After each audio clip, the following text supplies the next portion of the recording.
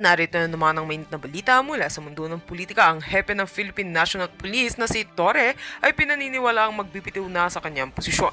Isang controversial na isyu ang naglalabasan ngayon at ito ay may kinalaman sa umano'y iligal na pag-aresto kay dating Pangulong Rodrigo Roa Duterte. Tila ba ang pagkakabasang ng isyong ito ay nagpatunay ng ilang hindi inaasang lihim sa loob ng PNP at gobyerno. Ayon sa maulat, isang mataas na opisyal ng PNP ang nagsiwalat ng isang malapit na pagsabwatan na naganap laban kay dating Pangulong Duterte. Ang di umano'y iligal na pag-aresto ay tinuring na lihim na operasyon laban sa dating leader ng bansa. Matapos ang mga insidente ng pag-aresto, nagkaroon ng seryosong usapan sa loob ng mga ranggo ng PNP at ang ilan sa mga miyembro ng pambansang pulisya ay hindi na nakapagtimpi. Kinuha ng ilang kritiko ang pagkakataon upang ipakita ang mga pagkukulang at kakulangan ng suporta ng kasalukuyang liderato sa mga kasamahan nito sa trabaho. Dahil dito, inisip ng marami kung tunay nga bang pisot o walang palag ang mga leader ng PNP ngayon, kabilang na si General Torre. Sinabi ng ilan na malaki ang pagkakatalo sa kanilang kredibilidad at lakas matapos ang controversial na issue. Kaya naman, hindi mapagtataka na maaaring magbitiw na sa pwesto si General Torre sa kanyang pwesto upang hindi na madamay pa sa mga isyong patuloy na pumapalibot sa kanyang liderato. Ang mga aligasyong ito ay nagpatindi ng tensyon at pagdududa sa loob ng ahensya at ang mga tao ay naghihintay ng mga susunod na hakbang. Ang tanong ng marami ngayon ay magiging epektibo pa ba ang PNP sa pamumuno ng isang bagong hepe o magsisilbing mitya na ito ng mga patuloy na lingaw-ngaw at kontrobersiya sa mga susunod pang buwan. Patuloy na minomonitor ang mga kaganapan at tiyak ay magbabalik tayo ng mga updates kaugnay dito. At yan nga ang mga balita ng ating pagkakatutukan at kung bago ka pa lamang sa aking channel ay huwag kakalimutang mag-like, share and subscribe para updated ka sa aming mga bagong balita dito sa Tatak Pinas.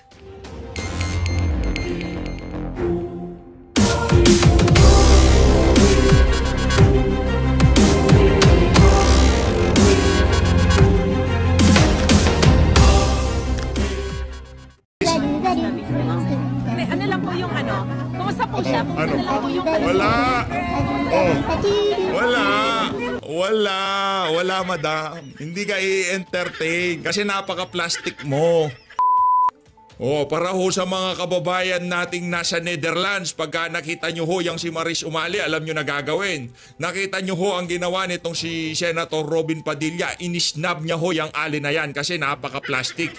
Dito sa video na to, lumabas ho yung pagiging maldita nitong si Maris Umali. Pero bago lahat ng yan, isang like at isang subscribe. Masaya na ho tayo dyan at sa mga gusto sumali sa ating community, yung join button nandyan lang ho sa baba. Bago natin umpisahan ang ating talakayan, gusto ko ho munang pasalamatan lahat ng nagpapakulay dyan sa comment section. Hindi ko na ho kayo maisa-isa-isa. Mega love shoutout sa lahat. Ayun na nga mga kababayan, pero sa mga susunod na video natin, may mega love shoutout po kayo. Lahat isa-isa. Isang video, puro mega love shoutout lang. Eto mga kababayan, bago humapasarap ang ating kwentuhan, gusto ko ho munang ipakita ito sa inyo kasi maraming nagtatanong sa atin kung saan daw tayo makakakuha ng maaasahang impormasyon. Kumbaga hindi kargado ng mga bias na media. Ito ho mga kababayan, yan ho mga kababayan, kung kayo ho ay nakasubscribe dito sa ABS-CBN at GMA News, yan GMA, dyan ho nagtatrabaho si Maris Umali. Sa ABS naman ho, doon nagtatrabaho yung ali na sinabihan nung isa sa mga kababayan natin dyan sa Netherlands, bakit kami magpapapicture? Anti-Duterte naman kayo. Di ba? Napanood nyo ho yun. O dyan naman ho nagtatrabaho yun. Kumbaga talagang yung dalawang ingratong ali na yun, nagsama ho sila dyan sa Netherlands. Ang ipinapadala ho pala nitong mga malalaking media na to dyan sa lugar na yan, yung mga cops na reporter nila. Kaya naman kung naghahanap po kayo ng balance media, ika nga, yung walang kabayas-bayas, maliban sa mga vlogger, kasi halimbawa yung mga vlogger, once a day lang mag-upload, twice a day, thrice a day, kasi meron ho dyan sa ating mga kababayan, maya't maya nakaantabay ho sila kung anong nangyayari dito kay dating Pangulong Rodrigo Duterte. Kung ganun ang suma mga kababayan, nandyan ang pulso ng bayan, nandyan ng DZRA, DZAR, YT channel, ang Net25 at ang News Blast nandiyan naman ho yan sa sa FB ang pulso ng bayan dahil tinanggal nga ho yung page ng SMNI grabe ho talaga tong administrasyon na to yung network na kung saan talagang tumulong nung panahon ni Tatay Digong para maiangat ang kabuhayan ng ating mga kababayan, para mailayo sa kamandag nitong mga makakaliwang grupong na to ang ating mga kabataan, siya pa ho ang talagang dinidikdik ngayong mga panahon na to. Basta wag lang ho natin kalimutan yung sinabi nitong si dating Pangulong Rodrigo Duterte, there will be a day of reckoning for all. Wag ho natin kalimutan yan Pero kung ngayong mga panahon na to, maliban sa mga DDS vloggers, naghahanap ho kayo na mapagkakatiwalaang network. Nandyan ho ang Net25, nandyan ho ang Pulso ng Bayan, nandyan ho ang News Blast, nandyan ho ang DCAR. Yaang mga network na yan, yaang mga page na yan, yung mga channel na yan, makakaasa ho kayo na balanse ang ilalabas ho nilang balita. Hindi ho fake news, hindi kargado. Kasi yung ABS-CBN at yung GMA News, naku po, yung mga napakabayas ho niyan. Kulang na lang, dapat palitan na nga pangalan yan. Dapat palit dyan, PTB, ABS-CBN, PTB, GMA News. Yung naratibo ho nila masyadong kargado na nakabaling dito sa mga kawatan dyan sa Malacanang. Heto na ho mga kababayan, meron ho tayong mabilisang announcement. Ayun, heto na ho. Magsasagawa ho ng malawakang pagkilos sa iba't ibang bahagi ng Australia. Yetong sa Sydney, tapos na ho ito. Sa March 25, Newcastle Hunter New England Region. Tapos sa Melbourne sa March 23, 2025. Sa Adelaide, March 22 naman ho yan. Tapos Brisbane, March 21, March 23, March 29. Grabe ho, palakpakan ho natin yung ating mga kababayan dyan sa Australia. Tapos dyan sa Cairns, 28, March 28. Tapos dito sa Canberra, March 28. Dito sa Perth, March 22, sa Darwin, March 16, sa Hobart, March 29, Screenshot nyo na ho yan kung malapit lang ho kayo dyan sa area. Syempre, suportahan ho natin, pakita ho natin ang ating tunay na pwersa dito sa mga bangag na to. Dahil namimihasa ho sila, akala nila iniwan na ho ng ating mga kababayang OFW itong si dating Pangulong Rodrigo Duterte. Sa sobrang kabangagan nila, akala ho siguro nila doon sa mga propagandang pinalabas nila dito sa mga bias media na to, yung paninira ng ABS, ng GMA dito kay Tatay Digong, kinagat ho yun ng ating mga kababayan. Kaya naman, para sa mga nasa Australia, magkaisa ho tayo para suportahan itong si dating Pangulong Rodrigo Duterte. Mag-comment ho kayo kung nasa Australia kayo at pinapanood nyo itong video na to. Rekta na ho tayo dito kay Aling Maris Umali. Dito makikita nyo ho kung gaano kawalang ya itong Ali na to. Meron pa ho siyang nalalaman na kumusta. Pero pagka wala ng kamerang nagre-record o hindi niya alam, meron palang nagla-live sa tabi niya, napapamura-mura pa ho yung Ali na yan. Heto, pakinggan nyo ho ito mga kababayan.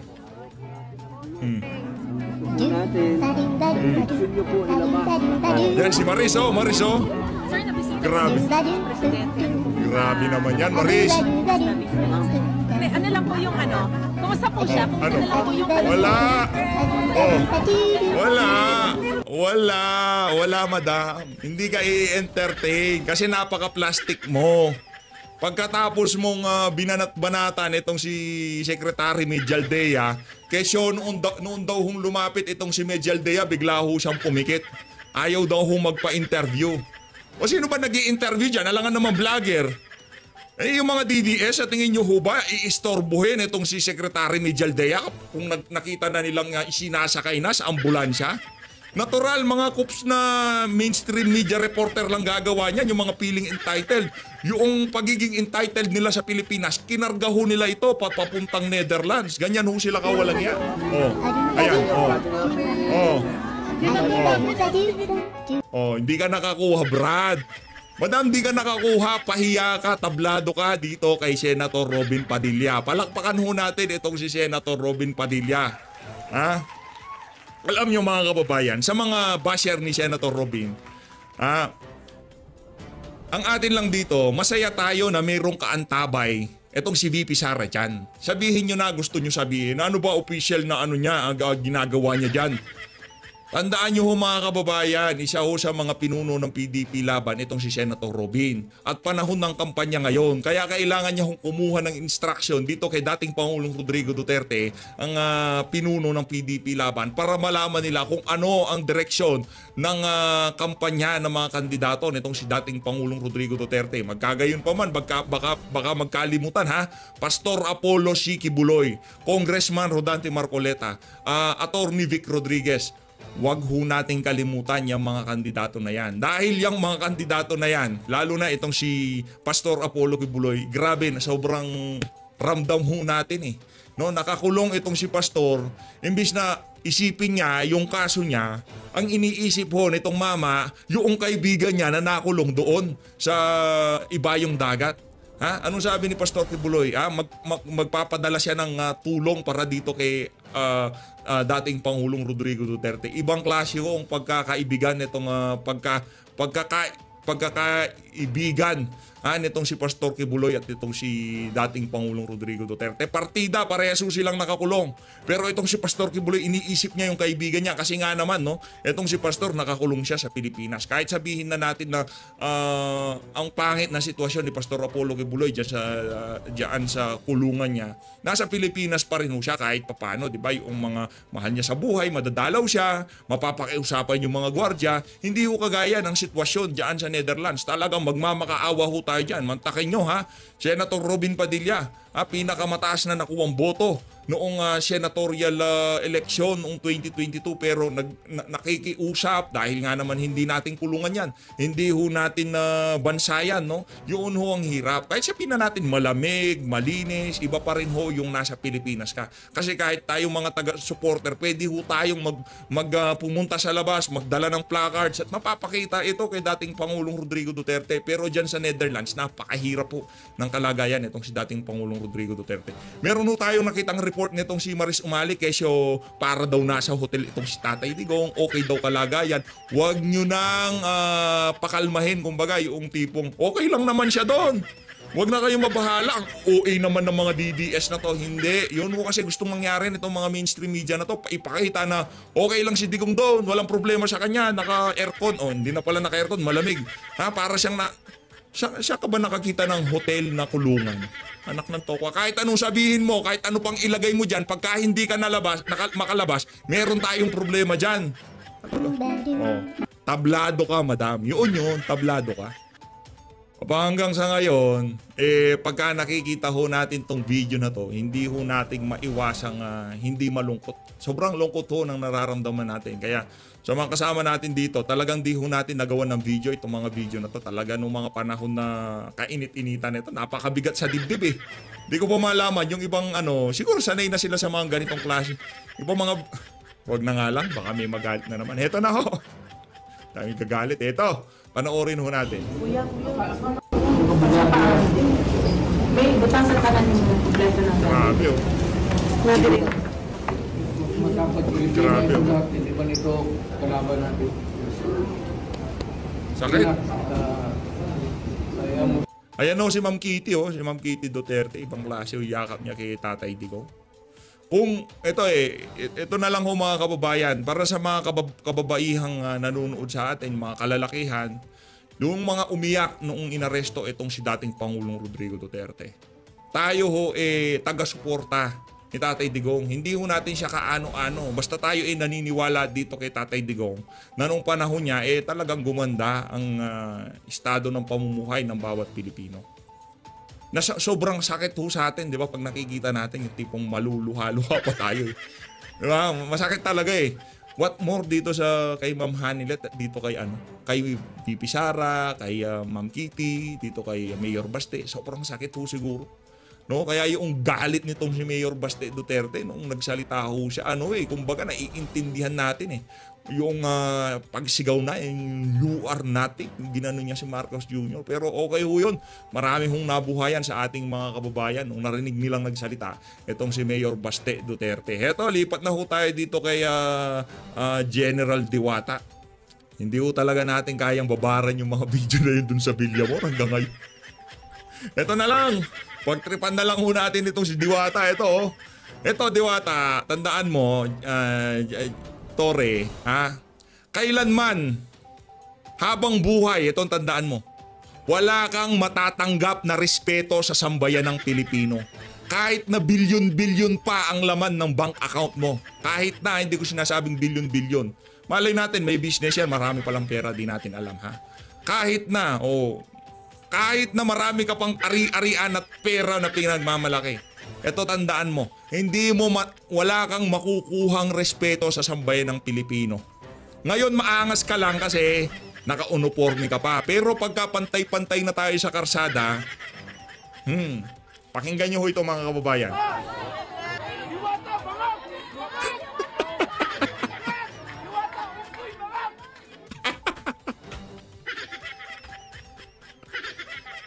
Diwata, unggoy, bangag.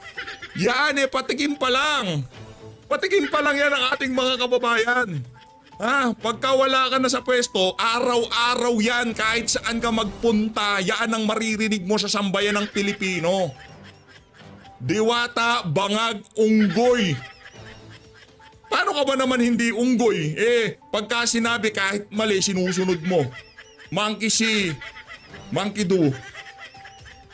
Diba? Yan si Diwata. Yan si Torete. Diba? Yan ho yung mama na yan. Hindi ho siya makakana. Hindi ho niya mahanap yung sino tumawag na unggoy sa akin.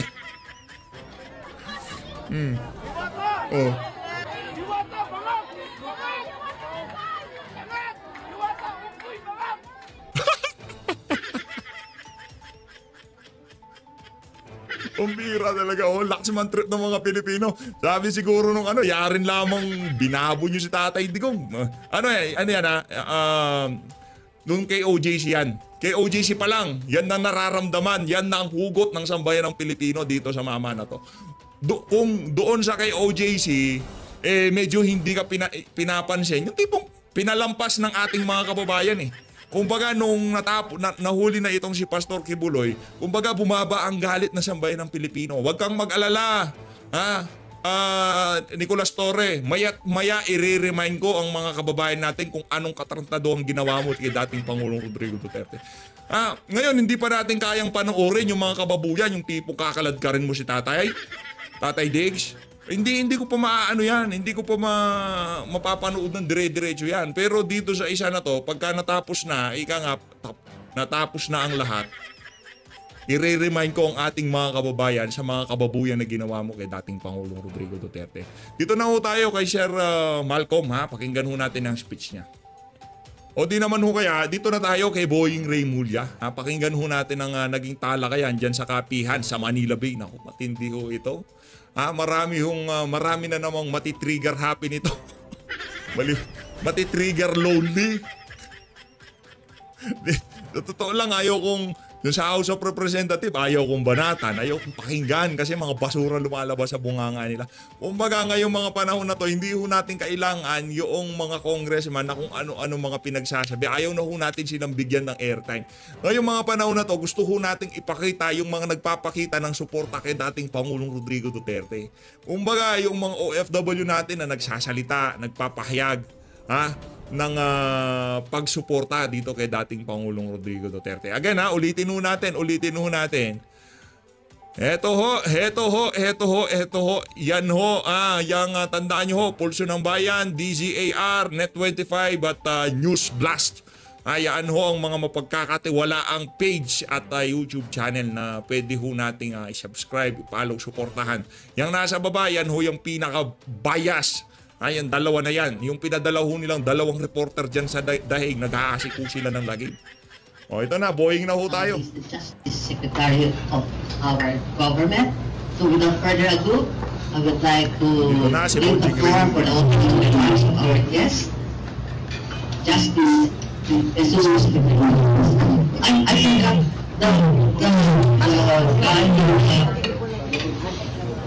who did the most of the talking because the secretary has recently fell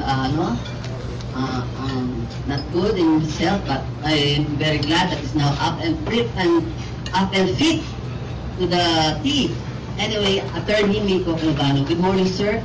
Masyado akong ngayon kong nakita sa in person, so pardon my Ang pogi. Starstruck. Nico Calabano, pogi? Grabe naman niya, parang... Yan na ho ba ang definition ng pogi sa inyo? Parang masasaktan naman sa inyo si PH update dyan. Anak ng tokwa. Di ba? Yan na ba, Nico Calabano? Yan na bang pogi sa inyo? Grabe naman. Wala nga ang balbas yan eh. Wala nga ano nga yan eh. Masyadong baby. Di ba? Tayo, tignan nyo naman yan. Di ba? Yung mga... Oo, medyo puti na yung ibang mga bigote natin pero... laban kung laban ho yung mga yan. Kung yan ang definition ng pogi sa inyo, naku. Ewan ko na lang.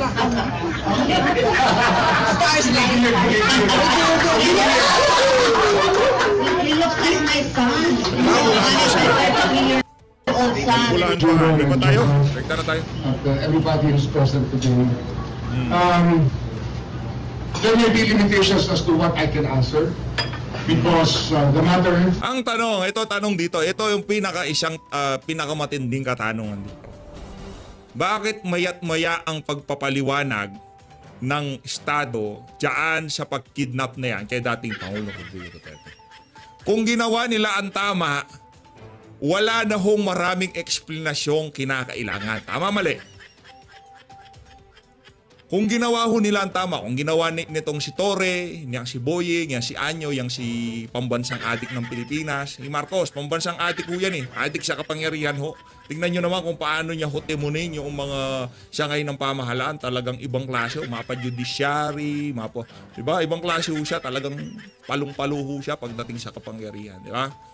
Kung talagang tama ginawa nyo, bakit mayat maya, Bonjing, kailangan mo magpa-press con, kailangan mo magpaliwanag doon sa ginawang pagkidnap dito kay dating Pangulong Rodrigo Duterte. Ha? Tama naman pala, di ba? Hindi na pala kailangan yung Article 59. Bakit kailangan pa natin pumunta dyan sa kapihan sa Manila Bay? Bakit pa natin kailangan pumunta dyan? At binitbit mo pa yung si Unano. Yung si Nico Calabano. Naku, kung papogi yan ng naku po, eto, screen pa ho ito. Pagka nakita nyo ho ako ng personal, naku, yan na nga ba sinasabi ko sa inyo. Yang Nico Calabano na yan, di uubra yan, malayo ho yan.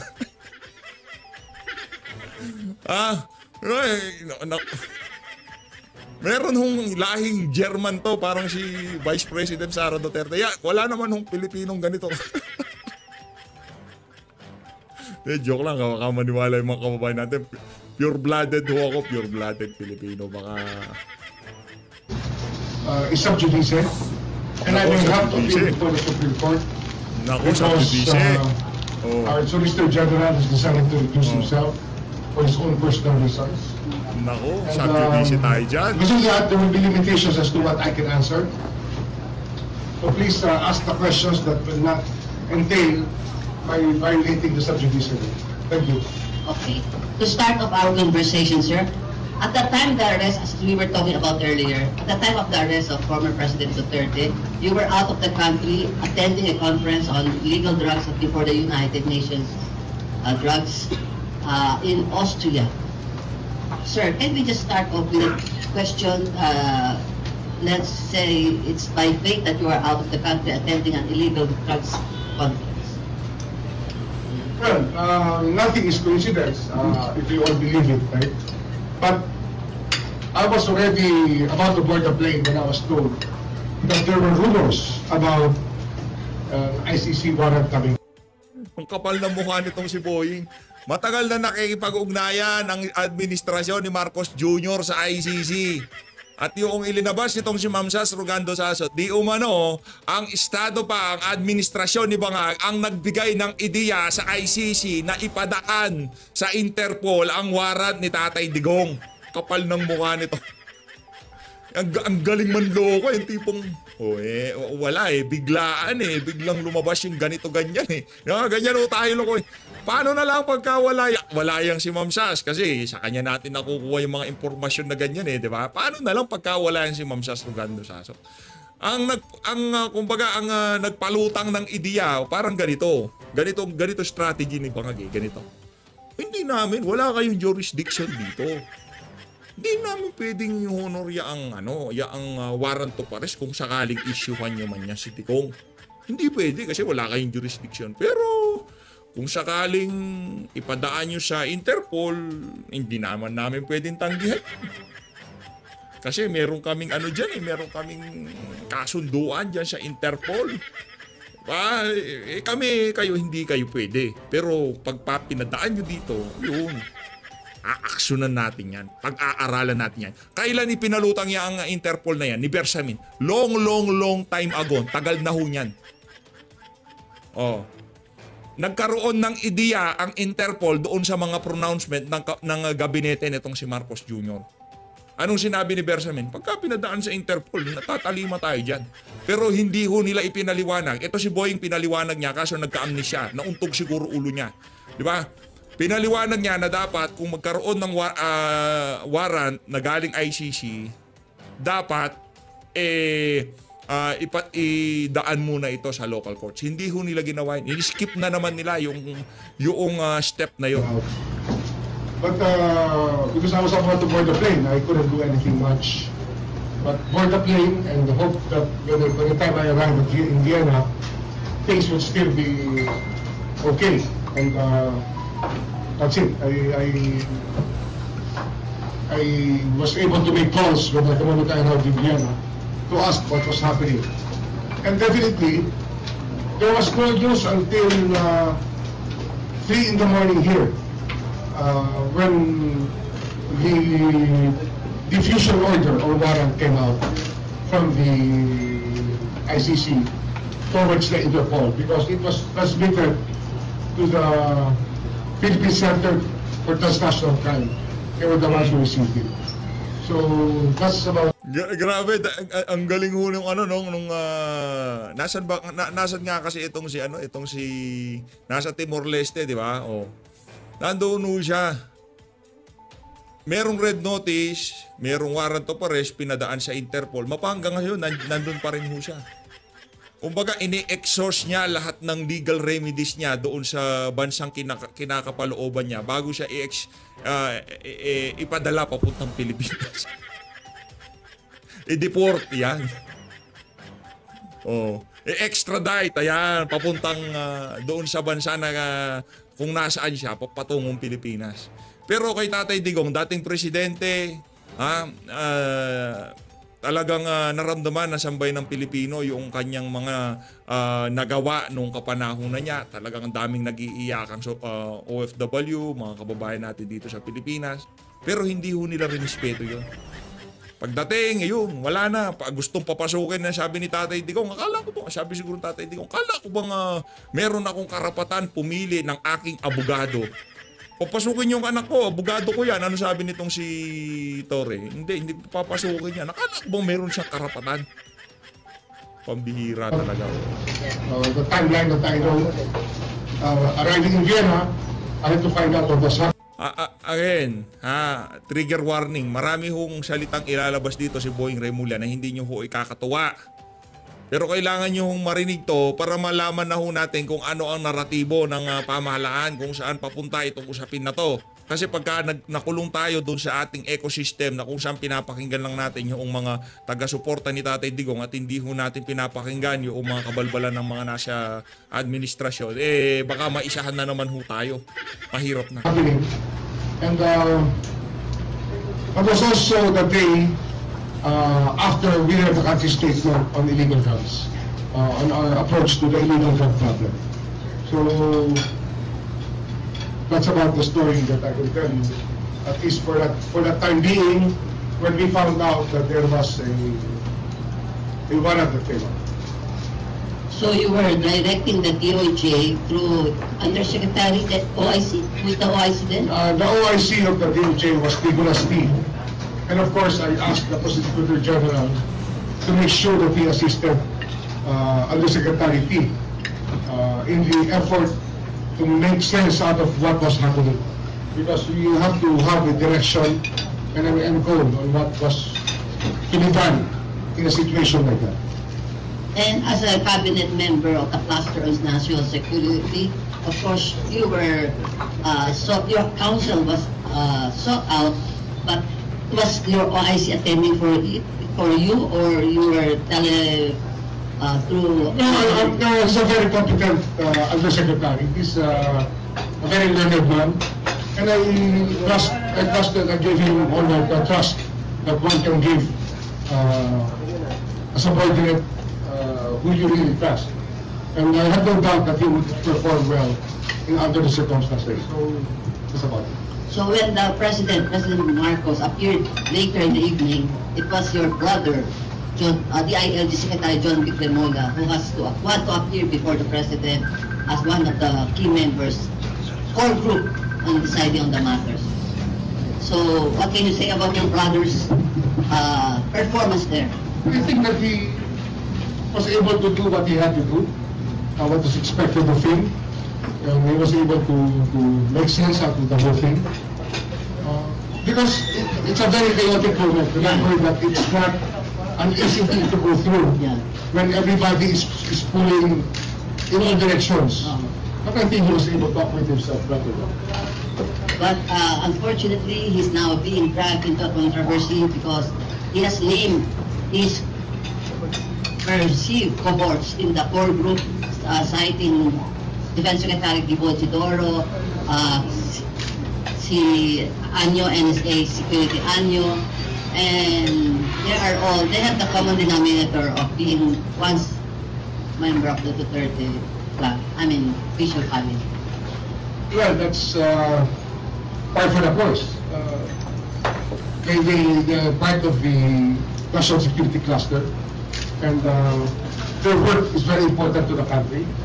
And we really think that the people who can be beyond politics and just do what the country needs. And that's the highest sign of professionalism displayed by the two gentlemen who were with your brother. And I admire them. Secretary Anyo and Secretary Chodoro performed very well under the circumstances. And since you mentioned about the Solgen personal reasons to recuse himself, the Solgen, and Solgen is under the DOJ. Actually, it's an attached agency. Yeah.